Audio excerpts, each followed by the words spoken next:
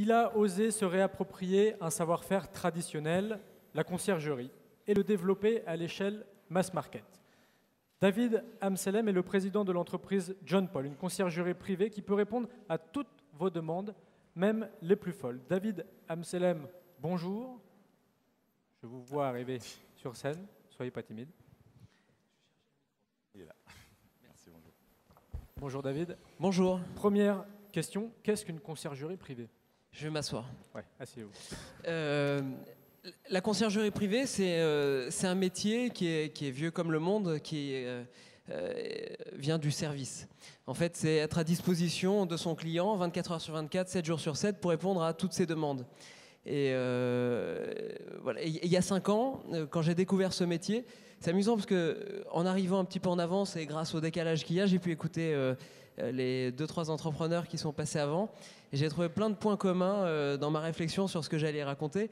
Et j'ai entendu Bernard Fraisse dire finalement le point déclencheur de la création d'entreprise, c'est parce que je trouvais qu'il y avait un manque en France dans le réseau de la distribution sur le service.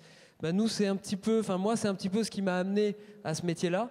Dans le service, c'est plutôt la qualité de service qui m'a heurté. La qualité de service à titre individuel, surtout quand on voyage, on se rend compte qu'en France, on est encore un petit peu en retard.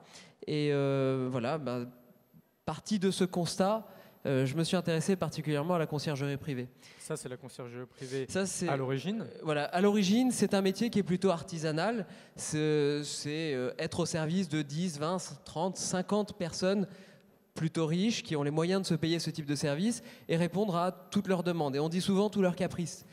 Et nous, ce qu'on a osé, c'est se dire on peut dépoussiérer ce marché, ce métier. On peut le dépoussiérer et l'amener en fait auprès d'autres clients et on peut lui donner une autre vocation. Et donc c'est ce qu'on a décidé de faire il y a 5 ans. Alors c'est assez amusant. Quand on dit on a osé, le pari était un peu fou parce que on peut oser positivement ou négativement. On peut oser créer quelque chose de nouveau et on peut oser se battre contre quelque chose qui n'est pas encore comme on le souhaitait. Et nous, on a fait un petit peu les deux à la fois. On s'est dit, on sent qu'il y a un nouveau métier à créer. Et d'autre part, c'était pas simple parce que quand vous devez convaincre des collaborateurs, des gens qui vous entourent, qu'ils sont enferrés dans un système de pensée et des process qui ne sont pas les meilleurs pour se développer, c'est une double audace. Et alors, comment vous avez dépoussiéré la conciergerie? On l'a dépoussiéré en se disant, la clientèle de ce type de service, en fait, c'est vous, moi et tout le monde dans cette salle. On a tous été confrontés dans les 6 derniers mois à louper un spectacle parce qu'il n'y avait plus de place sur Fnac.com, à annuler une soirée parce que la babysitter était plus disponible, à décaler ses vacances parce qu'on trouvait plus de place, à perdre 4 heures de temps dans une journée parce que la voiture était à la fourrière. Enfin, on a tous été confrontés, un jour ou l'autre et récemment, à un problème de ce type-là, qui peut être du quotidien ou des problèmes plus complexes. Et ce qu'on s'est dit, c'est que vous et nous, on pourrait bénéficier de ce type de service. Donc il fallait les démocratiser, avec des guillemets. Et pour les démocratiser, il fallait être capable d'industrialiser ce service. Et évidemment, notre sujet étant de se déployer et de développer ce service et de l'amener au plus grand nombre, on n'a pas imaginé le vendre individuellement à tout le monde parce que c'est difficile de vendre du service. Par contre, on s'est dit qu'il y avait plein de marques qui pouvaient profiter de ce type de service pour se rapprocher de leurs clients finaux. La question que je pose souvent, c'est quelle est votre dernière expérience de marque? Et vous êtes sans doute fidèles, on est tous fidèles à quelques marques. On a tous fait un gros achat dans notre vie dans les 3 à 5 dernières années. Est-ce qu'on a vécu une expérience avec cette marque? Est-ce que votre dernière voiture achetée, est-ce que vous pouvez dire que vous avez vécu une expérience au-delà de retourner à l'atelier parce qu'une lampe ne s'allume pas ou ce genre de choses? Et alors, pour répondre à cette question, on s'est rapproché des gens qui s'occupent de cette relation client dans des marques et on leur a dit on a peut-être une brique de service qui vous permettra de parler à vos clients et d'engager une relation intime avec eux. À la base, ça s'appelait conciergerie privée. Aujourd'hui, c'est tout un tas d'outils qui vous permettent de générer une relation intime. Et c'est comme ça qu'on s'est aperçu que ça faisait du sens, parce que la première société qui nous a fait confiance, c'était Orange. En 2007, ils nous ont confié la gestion d'un programme qui s'appelle Parnasse, qui est un service haut de gamme de l'opérateur. Et je fais une petite parenthèse là-dessus. En fait, je ne sais pas comment est réparti... On a très peu de temps, David. Oui, il nous reste 2 minutes. Oui, mais ça, c'est très important. Je suis venu pour dire ça. Je ne sais pas comment est réparti l'auditoire, mais moi, ce qui a fait écho chez moi, dans Osons, dans le titre de cette journée, c'est qu'on ne peut pas oser tout seul. Et en l'occurrence, si on veut plus de TI en France, il faut que plus de grandes entreprises fassent confiance à des petites entreprises. Et nous, on a beaucoup bataillé. Et à chaque fois que je discute avec des homologues étrangers, ils me disent « mais c'est plus difficile en France ». C'est plus difficile parce que les gros n'osent pas. Alors ce serait bien si certains d'entre vous représentent certaines de ces grandes entreprises, qu'elles donnent leur chance aux petites entreprises françaises, à l'énergie de tous ces entrepreneurs, pour permettre d'aller vers l'ETI. Nous, on était 3 il y a 4 ans. On a un peu plus de 100 aujourd'hui. On n'est pas encore, on se considère pas encore de taille moyenne. Toute notre croissance est devant nous. Mais c'est aussi parce que des entreprises comme Orange nous ont fait confiance. Et en fait, il en suffit de peu pour faire ses références clients et faire ses preuves.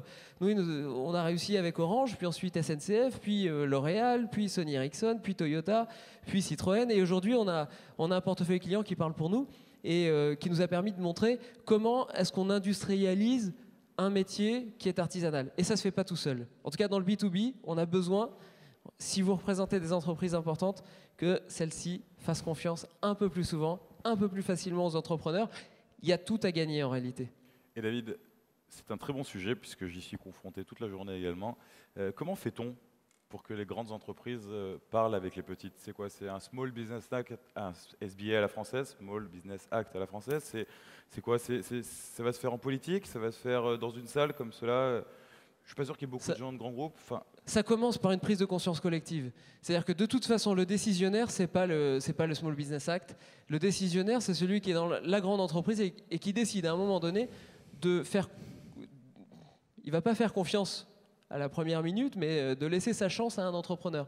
Et au-delà de toutes ces idées qui sont très intelligentes et très valeureuses de Small Business Act et d'autres réglementations qui pourraient voir le jour, nous, on pense qu'il faudrait plus d'incitatifs. Il y a beaucoup d'incitatifs en France.